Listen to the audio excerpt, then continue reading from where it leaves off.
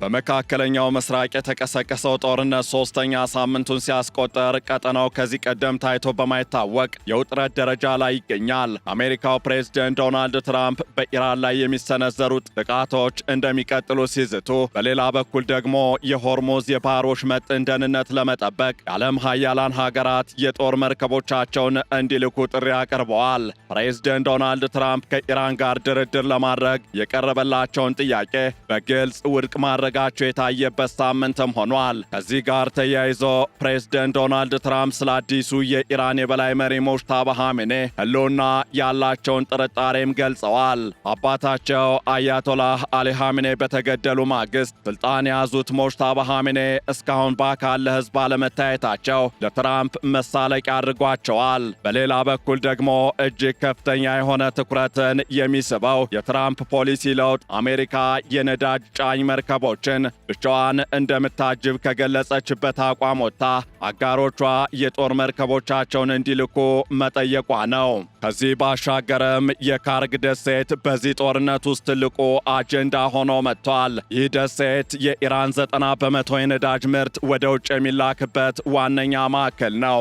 አሜሪካ በደሴቱ ላይ ባደረሰችው ጥቃት ወታደራዊ ማዕከላትን አውድም ያለው ብላለች። ፕሬዝዳንት ትራምፕ ስለ ጥቃቱ ሲናገሩም ምናልባት ለጨዋታ ያህል ጥቂት ተጨማሪ ጊዜያትን እንመተዋለን ወይም we may hit it a few more times just for fun ማለታቸው የሁኔታውን አሳሳቢነት ይጨምራል። ኢራን በበኩሏ የካርግ ደሴት የነዳጅ መሰረተ ልማት እንዳልተጎዳ ብትገልጽም ማንኛውም በኃይል ተቋሞቿ ላይ የሚሰነዘር ጥቃት ከባድ አጸፋዊ ምላሽን እንደሚያስከትልም ጠንቅቃለች። በተለይም ኢራን አሜሪካ የካርግ ደሴትን የመታቸው ከተባበሩት አረብ ኤሚሬቶች ተነስታ ነው የሚል ክስ ማቅረቧ ጉዳዩን የበለጠ አወሳስቦታል። እናም በዕለቱ የዓለም አቀፍ ትንታኔ ዝግጅታችን የትራምፕን አዳዲስ ውሳኔዎች፣ የካርግ ደሴትን አስፈላጊነት እንዲሁም የጥቃት ኢላማ መሆን፣ የኢራንን አጸፋዊ ምላሽና የጦርነትን ወቅታዊ ሁኔታ ከተለያዩ ጉዳዮች ጋር ያለውን ትስስርና ውስብስብነት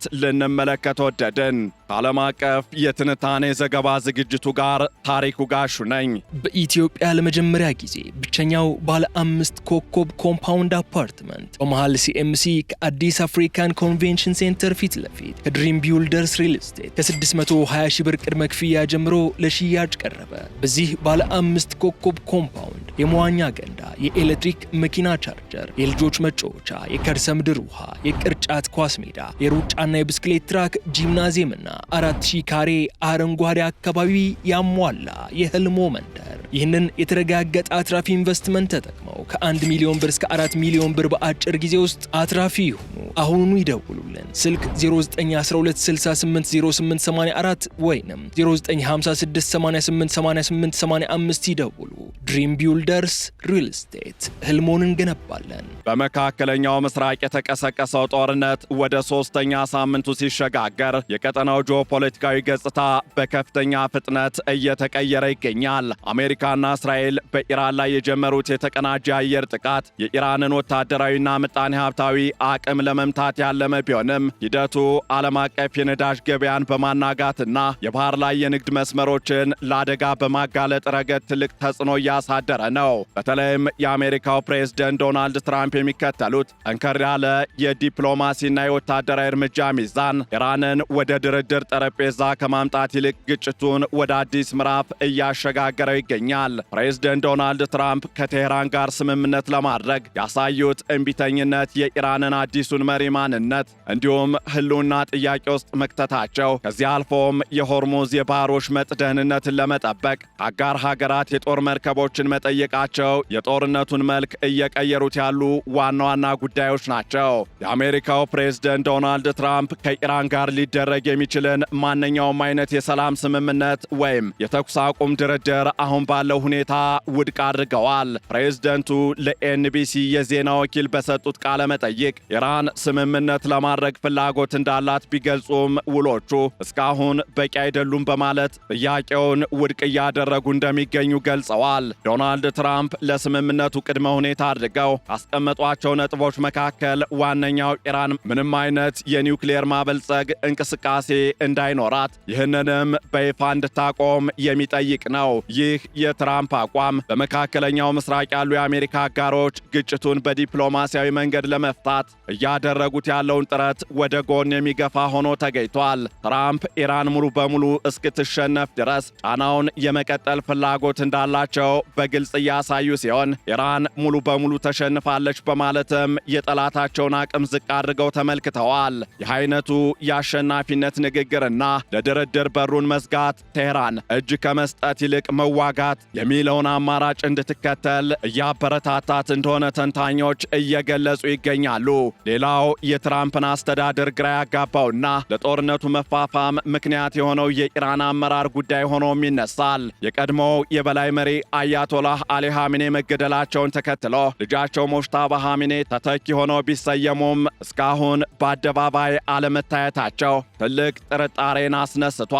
ዶናልድ ትራምፕ ስለዚህ ጉዳይ ሲናገሩም በሕይወት ይኑር አይኑር እንኳን አላውቅም፣ እስካሁን ማንም ሊያየው የቻለ የለም ሲሉም ገልጸዋል። ሞጅታባ ሐሚኔ የመጀመሪያውን መልእክት በቪዲዮ ከመቅረጽ ይልቅ በጽሑፍ ማስተላለፋቸው እርሳቸውን በጥቃቱ ሳይቆስሉ እንዳልቀሩ የሚወራውን ወሬ አጠናክሮታል።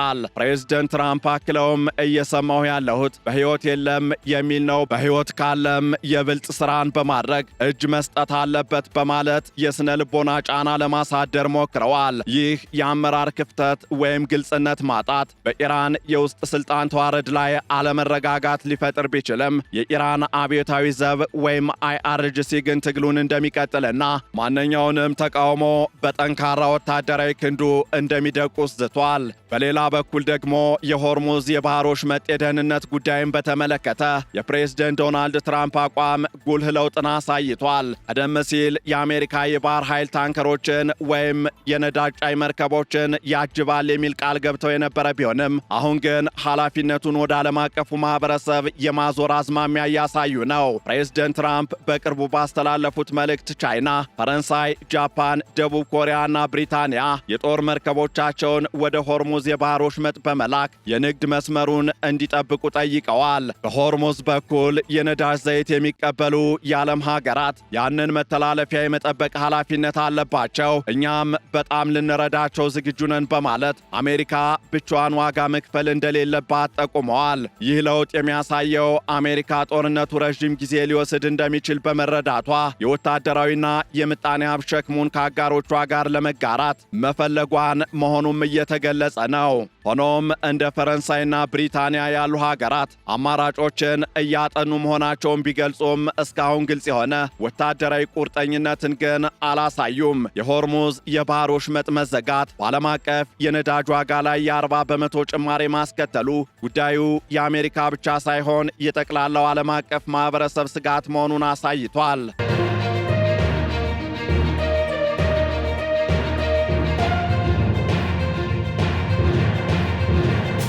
በሌላ በኩል ደግሞ በዚህ ጦርነት ውስጥ የካርግ ደሴት የውጥረት ማዕከል ሆኖ ብቅ ብሏል። የካርግ ደሴት የኢራን 90 በመቶ የነዳጅ የውጭ ገበያ የሚከናወንበት ስልታዊ ቦታ በመሆኑ የአሜሪካ ኢላማ መሆኑ ለቴህራን የህልውና ጉዳይ ሆኖ ብቅ ብሏል። ፕሬዝደንት ዶናልድ ትራምፕ አሜሪካ በደሴቱ ላይ ያሉትን ወታደራዊ ኢላማዎች ሙሉ በሙሉ ደምስሳለች ሲሉ ቢገልጹም ለጨዋታ ያህል ወይም ፎርፈን በእርሳቸው አገላለጽ ማለት ነው ደግመን ልንመታው እንችላለን የሚል ዘበት የተቀላቀለበት ማስጠንቀቂያ ሰጠዋል። ይህ ንግግር ኢራንን ክፉኛ ያስቆጣ ሲሆን የኢራን የውጭ ጉዳይ ሚኒስትር አባስ አራግቺ በኃይል ተቋሞቻቸው ላይ ለሚሰነዘር ማንኛውም ጥቃት አጸፋዊ እርምጃ እንደሚወስዱ አስታውቀዋል። ኢራን በበኩሏ በካርግ ደሴት ላይ የደረሰው ጉዳት አነስተኛ መሆኑን በመግለጽ የአሜሪካ ጥቃት የተሰነዘረው በተባበሩት አረብ ኤሚሬቶች ውስጥ ካሉ የአሜሪካ ወታደራዊ የጦር ሰፈሮች መሆኑን በመጥቀስ ክስ እያቀረበች ትገኛለች። የተባበሩት አረብ ኤሜሬቶች ይህንን ክስ ብታስተባበልም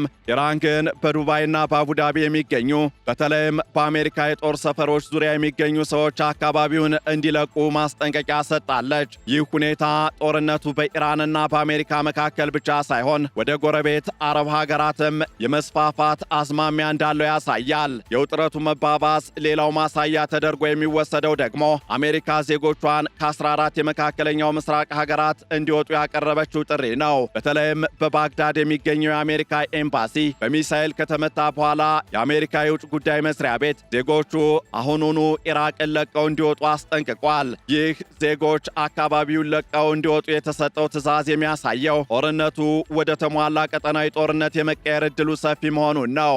አሜሪካ 2500 የባህር ኃይል ወታደሮቿንና ዩኤስኤስ ትሪፖሊ የተባለችውን ግዙፍ የጦር መርከብ ወደ ቀጠናው መላኳ ለከፋ ወታደራዊ ዝግጅት እየተዘጋጀች መሆኑን ይጠቁማል። ጦርነቱ በተራዘመ ቁጥር የኢራን ተላላኪዎች ወይም ፕሮክሲስ ሚና እየጎላ መጥቷል። በሊባኖስ የሚገኘው ሂዝቦላ ከእስራኤል ጋር የህልውና ጦርነት ውስጥ መሆኑን ገልጾ ጥቃቱን አጠናክሯል። በየመን የሚገኙ ሐውቲዎችና በኢራቅ ያሉ ሚሊሻዎችም በአሜሪካና በእስራኤል ጥቅሞች ላይ ጥቃት መሰንዘራቸውን ቀጥለዋል። ከዚህ ባሻገርም የጦርነቱ ሰብአዊና ቁሳዊ ጉዳት ከፍተኛ መሆኑ ዓለምን እያሳሰበ ይገኛል። እስካሁን በኢራን ውስጥ ብቻ ከ3000 በላይ ሰዎች መገደላቸው የተነገረ ሲሆን በሚሊዮን የሚቆጠሩት ደግሞ ተፈናቅለዋል። አሜሪካ በኢራን ውስጥ ከ15000 በላይ ኢላማዎችን መምታቷን የገለጸች ሲሆን ለዚህም በቢሊዮን የሚቆጠር ዶላር ወጪ እያደረገች ነው። ጦርነቱ በኢራን ውስጥ ፖለቲካ ላይም ለውጥ ሊያመጣ እንደሚችል ይገመታል። በስደት የሚኖሩት የኢራኑ ሻህ ልጅ ሬዛ ፓህላቪ የእስላማዊው መንግስት እንደወደቀ ሽግግሩን ለመምራት ዝግጁ መሆናቸውን መግለጻቸው አሜሪካ የኢራንን አገዛዝ የመለወጥ ወይም ሪጂም ቼንጅ ፍላጎት እንዳላት ፍንጭ የሚሰጥ ተደርጎ ይወሰዳል። ሆኖም የኢራን አብዮታዊ ዘብ አሁንም የውስጥ ቁጥጥሩን አጥብቆ በመያዝ ማንኛውንም ተቃውሞ በኃይል ለማፈን ጥረት እያደረገ ይገኛል። በአጠቃላይም የአሁኑ የአሜሪካ የእስራኤልና የኢራን ግጭት ከዚህ ቀደም ከታዩት ውጥረቶች የተለየና እጅግ አደገኛ መሆኑን ማንሳት ይቻላል። ፕሬዝደንት ዶናልድ ትራምፕ ከኢራን ጋር መደራደር አልችልም የሚል አቋማቸውና ኢራን በበኩሏ እስከ መጨረሻው እዋጋለሁ ማለቷ ጦርነቱ በቅርቡ የመቆም ተስፋ እንደሌለው ያሳያል። የካርግ ደሴት ጥቃትና የሆርሙዝ ባህሮች መዘጋት የዓለምን ምጣኔ ሀብት እያናወጠው ሲሆን አሜሪካ አጋሮቿን ለወታደራዊ ድጋፍ መጥራቷ ጦርነቱን ዓለም አቀፋዊ መልክ እንዲይዝ እያደረገው ነው። የቀጠናው ሀገራትም ቢሆኑ በሁለቱ ኃይሎች መካከል እየተካሄደ ባለው ጦርነት ለጥቃት እየተጋለጡ ይገኛሉ። የኢራን ተላላኪ ቡድኖች የሚያደርሱት ጉዳትና የእስራኤል የማያቋርጥ የአየር ጥቃት መካከለኛው ምስራቅን ወደማይመለስ ቀውስ ውስጥ እየከተተውም ይመስላል። እናም የወደፊት መጻኢ ጊዜ የሚያሳየው ወይ ኢራን በከፍተኛ ጫና ተንበርክካ የሚፈለገውን ስምምነት ታደርጋለች ወይም ደግሞ ቀጠናው ለብዙ ዓመታት የሚቆይ የጥፋት አዙሪት ውስጥ ይገባል። ፕሬዝደንት ዶናልድ ትራምፕ እንዳሉት የነዳጅ አቅርቦቱ ወደ ነበረበት ይመለሳል የሚለው ተስፋ እውን የሚሆነው ወታደራዊ የበላይነት ወደ ዲፕሎማሲያዊ መፍትሄ ሲቀየር ብቻ ይሆናል። እናም አሁን እየወጡ ያሉ ወቅታዊ መረጃዎች እንደሚያሳዩት በመካከለኛው ምስራቅ እየተካሄደ ያለው ጦርነት በወታደራዊ ኃይል ብቻ የሚቋጭ ሳይሆን የዓለምን የኃይል አስተላለፍና የምጣኔ ሀብት መዋቅር የሚቀይር ክስተት ነው። ፕሬዝደንት ትራምፕ የሚከተሉት ከፍተኛ ጫናን የማሳረፍ ወይም ማክሲመም ፕሬዠርን የመፍጠር የመጨረሻ ግቡ ምን ሊሆን እንደሚችል ግልጽ ባይሆንም ቴህራን ግን እስካሁን በከፍተኛ ኪሳራ ውስጥ ሆናም ጥናቷን እያሳየች ትገኛለች። የሞጅታባ ኻሜኒ አለመታየትና የኢራን የውስጥ አለመረጋጋት ለለውጥ መንገድ ሊከፍት ቢችልም የጦርነቱ ሰለባ እየሆኑ ያሉት ግን ንጹሐን ዜጎችና የዓለም አቀፉ የንግድ ስርዓት ናቸው። ይህንን ዓለም አቀፍ ትንታኔ ስናዘጋጅ ኤፒ ኒውስ፣ ቢቢሲ፣ ሮይተርስ እና ሲኤንኤንን በዋቢነት ተጠቅመናል። በኢትዮጵያ ለመጀመሪያ ጊዜ ብቸኛው ባለ 5 ኮከብ ኮምፓውንድ አፓርትመንት በመሃል ሲኤምሲ ከአዲስ አፍሪካን ኮንቬንሽን ሴንተር ፊት ለፊት ከድሪም ቢውልደርስ ሪል ስቴት ከ620 ሺህ ብር ቅድመ ክፍያ ጀምሮ ለሽያጭ ቀረበ። በዚህ ባለ 5 ኮከብ ኮምፓውንድ የመዋኛ ገንዳ፣ የኤሌክትሪክ መኪና ቻርጀር፣ የልጆች መጫወቻ፣ የከርሰ ምድር ውሃ፣ የቅርጫት ኳስ ሜዳ፣ የሩጫና የብስክሌት ትራክ፣ ጂምናዚየምና 4000 ካሬ አረንጓዴ አካባቢ ያሟላ የህልሞ መንደር ይህንን የተረጋገጠ አትራፊ ኢንቨስትመንት ተጠቅመው ከ1 ሚሊዮን ብር እስከ 4 ሚሊዮን ብር በአጭር ጊዜ ውስጥ አትራፊ ይሁኑ። አሁኑኑ ይደውሉልን። ስልክ 0912680884 ወይንም 0956888885 ይደውሉ። ድሪም ቢልደርስ ሪል ስቴት ህልሞን እንገነባለን።